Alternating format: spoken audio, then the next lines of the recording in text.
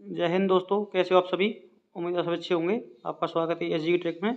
जैसा कि आप सभी को पता है कि हम यूपीएसआई के प्रीवियस ईयर के क्वेश्चंस को शिफ्ट वाइज कवर कर रहे हैं।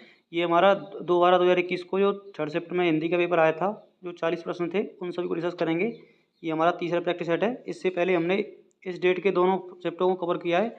अगर आपने वो वीडियो नहीं देखी तो वीडियो को देख लेना 1.5 और 2 की स्पीड 2x की स्पीड पर, जैसा आपको उचित लगे। यदि आप चैनल पर पहली बार आए हो और अभी तक आपने चैनल को सब्सक्राइब नहीं किया है तो चैनल को सब्सक्राइब करना ना भूलें। शुरू करते हैं।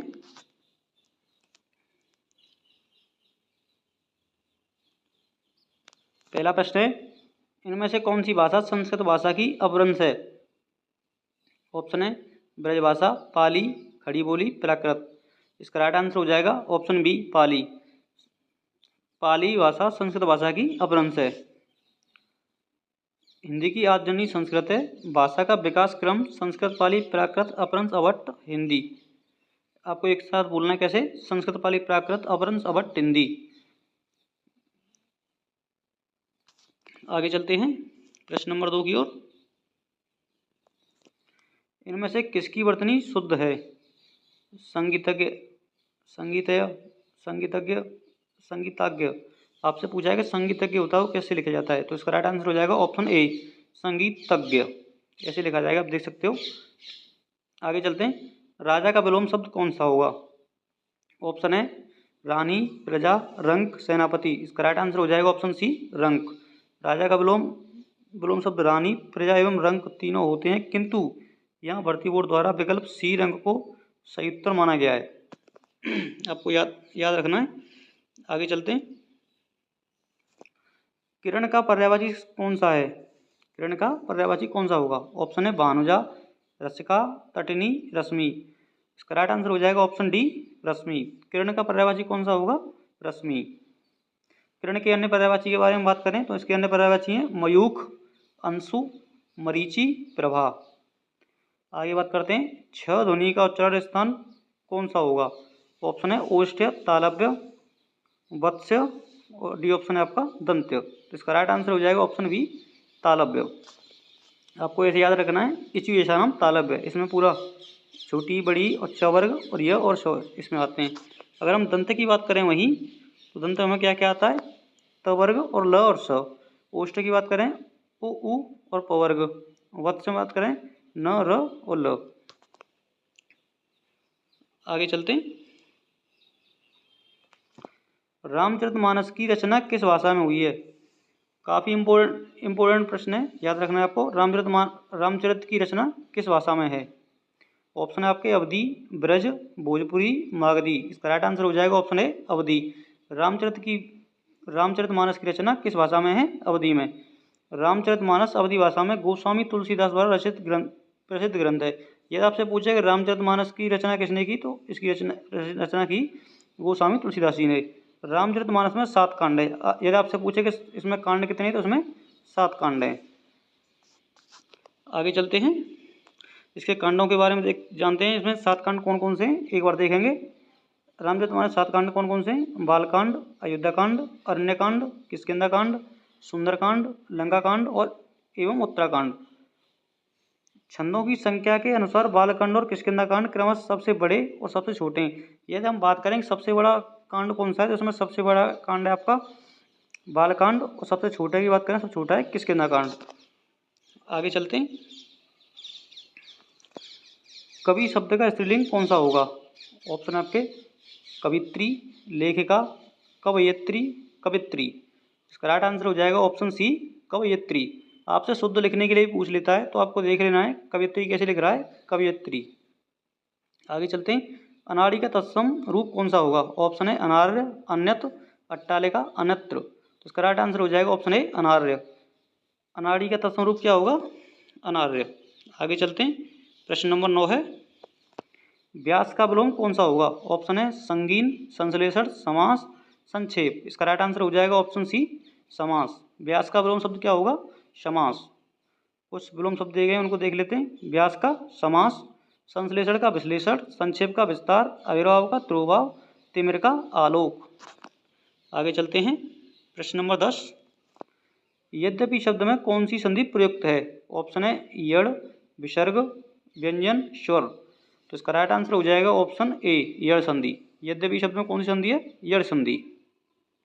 यद्यपि शब्द में यड़ स्वर संधि प्रयुक्त है जब लघु या दीर्घ छोटी ई या बड़ी ई, छोटा ऊ या बड़ा ऊ, ऋषि के पश्चात कोई असमान स्वर आए तो छोटी ई, बड़ी ई, कोमा छोटा ऊ, बड़ा ऊ, कोमा ऋषि के स्थान पर यवर हो जाता है। जैसे यदधन अपे, यद्यपि, इतधन आदि, इत्यादि, मधुधन अरि, मध्वरी।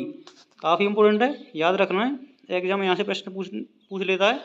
आगे चलते हैं। सूर्योदय शब्द में कौन सी संधि प्रयुक्त है? ऑप्शन है दीर्घ संधि, वृद्धि संधि, गुण संधि, यड़ संधि। इसका राइट आंसर हो जाएगा ऑप्शन सी गुण संधि। सूर्योदय शब्द में कौन सी संधि है? गुण संधि है। सूर्योदय शब्द में गुण स्वर संधि है जब अ अथवा आ के पश्चात लघु या दीर्घ छोटी ई, छोटा ऊ, ऋषि आए तो क्रमश छोटी ए, छोटा ओ और अर हो जाता है। जैसे देवधन इंद्र क्या हो जाएगा? देवेंद्र। जलधन उर्मी क्या हो जाएगा? जलोर्मी। महाधन ऋषि क्या हो जाएगा? महर्षि। काफ़ी इंपोर्टेंट है गुण संधि और आपकी ये यड़ संधि। आगे चलते हैं। अधिकतर भारतीय भाषाओं का विकास किस लिपि से हुआ है? ऑप्शन है आपके ब्राह्मी, खरोष्ठी और एक कुटिल लिपि, एक शारदा लिपि। तो इसका राइट आंसर हो जाएगा ऑप्शन है ब्राह्मी लिपि। अधिकतर भारतीय भाषाओं का विकास किस लिपि में हुआ है? ब्राह्मी लिपि में हुआ है। काफ़ी इंपोर्टेंट है, याद रखना है आपको। आगे चलते हैं। सदाचार शब्द में कौन सा उपसर्ग प्रयुक्त है? ऑप्शन है अव, सत, अचार, आ। तो इसका राइट आंसर हो जाएगा ऑप्शन बी सत। सदाचार शब्द में कौन सा उपसर्ग है? सत। सत उपसर्ग से बने हुए कुछ और शब्द देख लेते हैं, जैसे सत्कर्म, सत्कार, सत्कीर्ति, सज्जन, सतधन, जन। आगे चलते हैं। कलम तोड़ना मुहावरे का अर्थ क्या है? इस ऑप्शन है अच्छा लिखना, सही लिखना, ज़्यादा लिखना, बेकार लिखकर प्रायश्चित करना। तो इसका राइट आंसर हो जाएगा अच्छा लिखना। कलम तोड़ना इसका अर्थ क्या होता है? अच्छा लिखना। आगे बात करते हैं। Question number 15। सत्याग्रह शब्द का संधि विच्छेद कौन सा होगा? ऑप्शन है सत्याधन ग्रह, सत्यधन आग्रह, सत्यधन गढ़, सत्यधन आग्रह। इसका राइट आंसर हो जाएगा ऑप्शन डी सत्यधन आग्रह।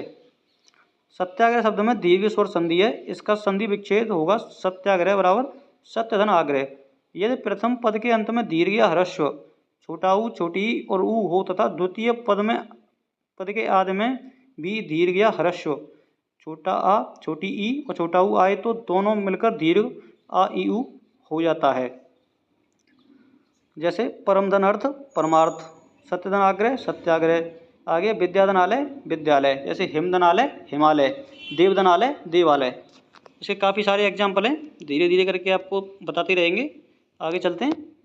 इनमें से ईर्ष्या का पर्यायवाची कौन सा होगा? ऑप्शन है आह, स्पर्धा, प्रतिस्पर्धा, डाह। काफ़ी अच्छा प्रश्न है, इसका राइट आंसर हो जाएगा ऑप्शन डी डाह। डाह शब्द ईर्ष्या का पर्यायवाची शब्द है। ईर्ष्या के अन्य पर्यायवाची शब्द कौन कौन से हैं उसको भी देख लेते हैं। जलन, कुड़न, द्वेष, विद्वेष, हसद, मत्सर, ईर्ष्या, रस्क और डाह, ये किसके हैं? ईर्ष्या के पर्यायवाची है। फिर भी कुछ रह जाएगा, कृति के रचनाकार कौन है? ऑप्शन है आपके नरेश मेहता, विश्वनाथ तिवारी, रमेश चंद्र शाह, मंगलेश डबराल। तो इसका राइट आंसर हो जाएगा ऑप्शन बी विश्वनाथ तिवारी। आप इसे ऐसे याद कर सकते हो, फिर भी कुछ रह जाएगा तो विश्वनाथ तिवारी। विश्वनाथ बोलते हैं ना, विश्वनाथ काशीनाथ, काशी काशी को बोलते वाराणसी को। अगर फिर भी कुछ रह जाएगा तो काशी भेज देंगे, ऐसे याद रख लेना आपको, विश्वनाथ तिवारी। आगे चलते हैं।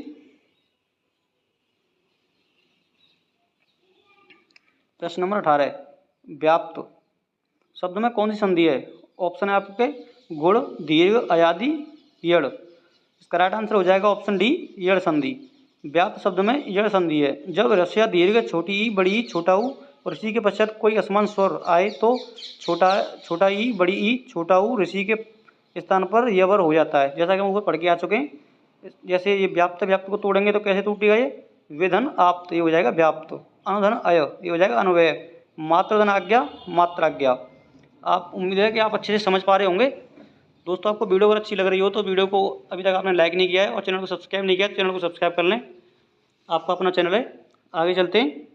राम रमापति कर धनु लेहू, यहाँ कौन सा अलंकार है? ऑप्शन है यमक, श्लेष, अनुप्रास, वक्रोक्ति। इसका राइट आंसर हो जाएगा अनुप्रास।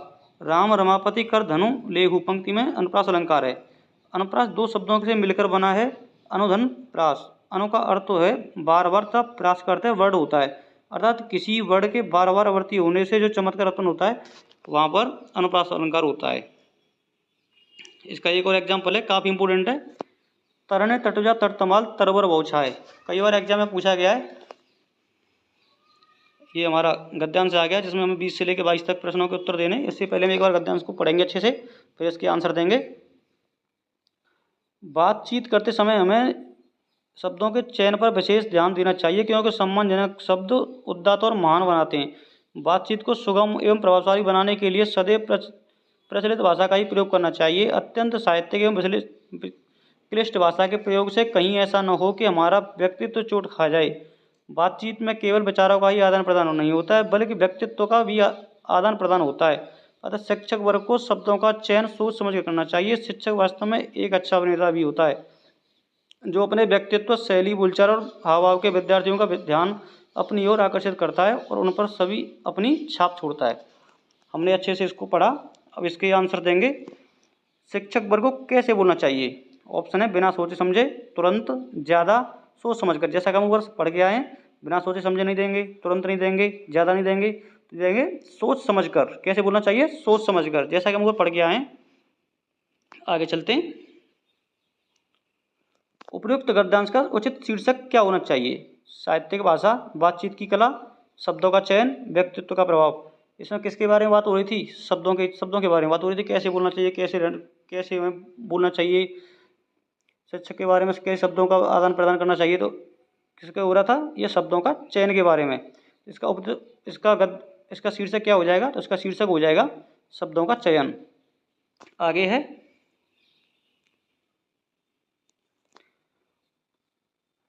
बातचीत में किसका आदान प्रदान होता है? ऑप्शन है विचार एवं व्यक्तित्व का, भाषा का, विचारों का, व्यक्तित्व का। इसका राइट आंसर हो जाएगा ऑप्शन ए, विचार एवं व्यक्तित्व का। काफ़ी अच्छा प्रश्न है। आगे चलते हैं। इनमें से शुद्ध वाक्य कौन सा है? बच्चों को काट कर अनार खिलाओ, काट कर अनार बच्चों को खिलाओ, बच्चों को अनार काट कर खिलाओ, अनार बच्चे को काट कर खिलाओ, बच्चे को अनार काट कर अनार खिलाओ, ये गलत है। काट कर अनार बच्चे को खिलाओ, ये भी गलत है। बच्चे को अनार काट कर खिलाओ, ये सही है। तो इसका राइट आंसर हो जाएगा सी, बच्चे को अनार काट कर खिलाओ। आगे है इनमें से भाववाचक संज्ञा कौन सी है? ऑप्शन है चरित्रता, सच्चरित्र, चरित्र और सच्चरित्र। तो इसका राइट आंसर हो जाएगा ऑप्शन सी, चरित्र। इसमें भाववाचक संज्ञा कौन सी है? चरित्र। आइए और जानते हैं भाववाचक संज्ञा के कुछ उदाहरण, जैसे बुढ़ापा, मिठास, तीखापन, लड़ाई। भाववाचक संज्ञा स्पर्श जन्य होती है, इसे हम महसूस कर सकते हैं, इसे छू नहीं सकते। आगे है इनमें से तद्भव शब्द का चयन कीजिए। ऑप्शन है आधा, कूप, व्योम, विद्या। तो इसका राइट आंसर हो जाएगा ऑप्शन ए, आधा। दिए गए विकल्प में आधा शब्द तत्सम शब्द है जिसका तत्सम क्या होता है? अर्ध। अर्ध का तत्सम तत्व क्या होता है? आधा। तो इस प्रकार से इसका राइट आंसर हो जाएगा ऑप्शन ए, आधा। से सभी शब्द क्या हैं? वो सभी तत्सम हैं। सन 2014 का साहित्य अकादमी पुरस्कार किसे मिला? ऑप्शन है आपके रमेश चंद्र शाह, राजेश जोशी, केदारनाथ सिंह, अमरकांत। तो इसका राइट आंसर हो जाएगा रमेश चंद्र शाह। काफ़ी अच्छा प्रश्न है, याद रखना है। इनकी कुछ महत्वपूर्ण रचनाएं उनको देख लेते हैं। रमेश चंद्र शाह की कुछ महत्वपूर्ण रचनाएं: गोबर गणेश, जंगल में आग, मोहल्ले का रावण, कछुओं की पीठ पर, शैतान के बहाने, रचना के बदले। काफ़ी इंपॉर्टेंट है। आगे चलते हैं। ग्राम किस रचनाकार की प्रथम कहानी है? ये काफ़ी मोस्ट इंपोर्टेंट है। ऑप्शन है आपके नंद दुलारी वाजपेयी, महादेव वर्मा, डॉक्टर रामविलास शर्मा, जयशंकर प्रसाद। इसका राइट आंसर हो जाएगा ऑप्शन डी, जयशंकर प्रसाद। आगे है व्याकरण की दृष्टि से प्रेम शब्द क्या है? ऑप्शन है क्रिया, भाववाचक संज्ञा, विशेषण, अव्यय। इसका राइट आंसर हो जाएगा ऑप्शन बी, भाववाचक संज्ञा। आगे चलते हैं। कृपा किस शब्द का विलोम है? ऑप्शन है आपके कोप, कटु, क्रूर, क्रोध। इसका राइट आंसर हो जाएगा ऑप्शन ए, कोप। कृपा किस शब्द का विलोम है? कोप का। ये कुछ शब्द और विलोम दे रखे हैं, उनको देख लेते हैं। कृपा का कोप हो जाएगा, जैसा हमने पढ़ाया भी। कटु का मधुर हो जाएगा, क्रूर का दयालु हो जाएगा, क्रोध का क्षमा हो जाएगा। मुंह की खाना मुहावरे का अर्थ क्या है? ऑप्शन है हार जाना, भोजन खा लेना, भाग जाना, गिर पड़ना। तो इसका राइट आंसर हो जाएगा ऑप्शन ए, हार जाना। मुंह की खाना, हार जाना। आगे चलते हैं। प्रश्न नंबर 31 की ओर। नृत्य का तद्भव रूप कौन सा होगा? ऑप्शन है नृत्य, नाच, नचाना, नाचना। तो इसका राइट आंसर हो जाएगा ऑप्शन बी, नाच। नृत्य शब्द का तद्भव क्या हो जाएगा? नाच हो जाएगा। आगे, इनमें से शुद्ध वर्तनी वाला शब्द कौन सा है? ऑप्शन है अंतर्ध्यान, अंतर्ध्यान, अंतर्धान, अंतर्धान। तो आपको देख बताना है इसमें अंतर्ध्यान कौन सा शुद्ध है। तो इसका राइट आंसर हो जाएगा ऑप्शन सी, अंतर्धान, अंतर्धान ऐसे लिखा जाता है। आप एक बार देख लीजिए। आगे चलते हैं। इनमें से कोदंड का पर्यायवाची कौन सा है? कोदंड का पर्यायवाची पूछा गया आपसे। ऑप्शन है भाला, तलवार, फावड़ा, धनुष। तो इसका राइट आंसर हो जाएगा धनुष। कोदंड किसका पर्यायवाची है? ये धनुष का पर्यायवाची है। इस प्रकार इसके कुछ और महत्वपूर्ण पर्यायवाची हैं, उनको देखते हैं। धनुष के कुछ महत्वपूर्ण पर्यायवाची उनको देख लेते हैं। धनु, कमान, मेहराब, सरासन, धनुक। धनु, कमान, मेहराब, सरासन, धनुक।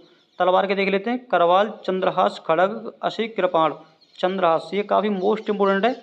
आगे भाला के देख लेते हैं। बर्छा, नेजा, कुंत और ये आपका शलाका।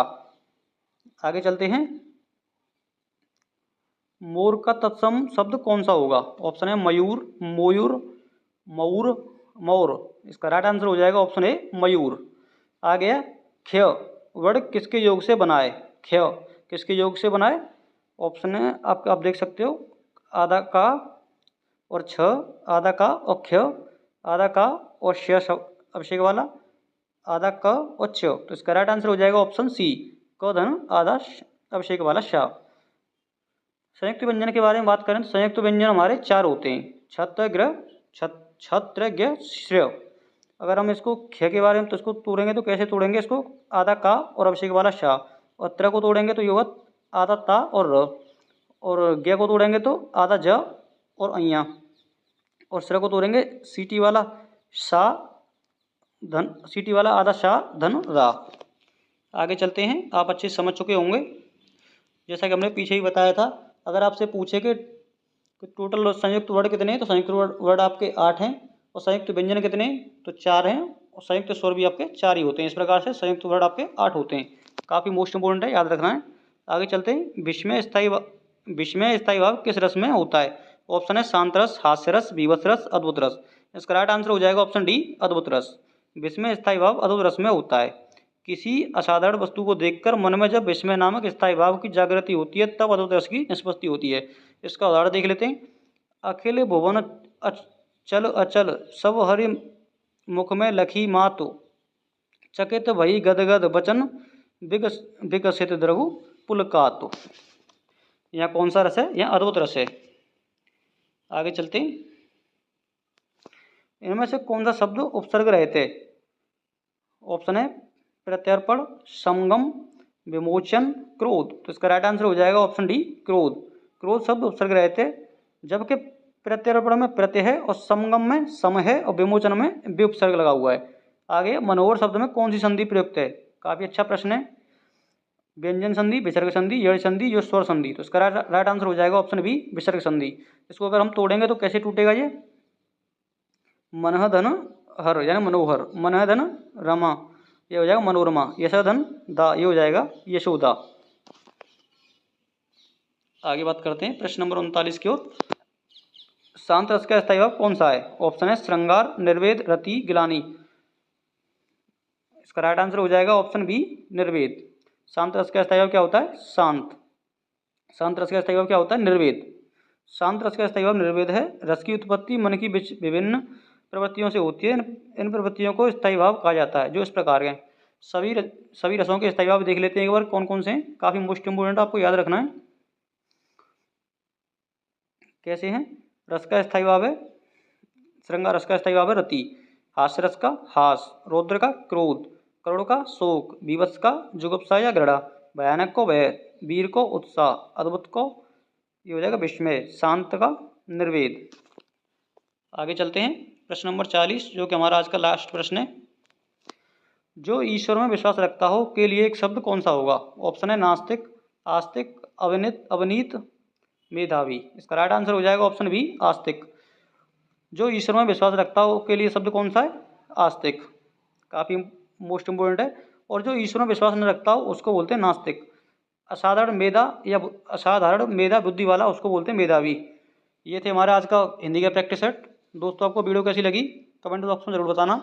यदि आप चैनल पर पहली बार आए हो और चैनल को अभी तक आपने सब्सक्राइब नहीं किया है तो चैनल को सब्सक्राइब करना ना भूलें। वीडियो को ज़्यादा से ज़्यादा अपने दोस्तों के साथ शेयर करें। Thanks for watching. जय हिंद।